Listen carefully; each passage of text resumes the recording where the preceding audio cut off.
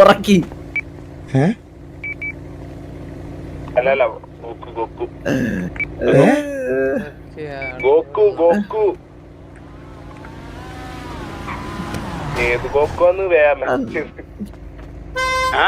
അത് തന്നെ കേറാളേ ഇപ്പൊ ലൈനപ്പ് ഒന്ന് പറയൂ.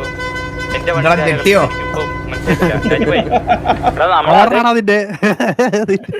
ഇതിന്റെയൊക്കെ ഉടമസ്ഥനാളാ വിടറാ പാവത്തിന് ഇപ്പഴേ ആ ഗോകുവിന്റെ ഇൻബോക്സിലൊക്കെ എന്തൊക്കെ വിളിയാന്നറിയോ? എന്നെക്കാളും സൈബർ ബുള്ളിങ് അനുഭവിക്കുന്നത് ഇപ്പൊ ഗോകുവാണ്.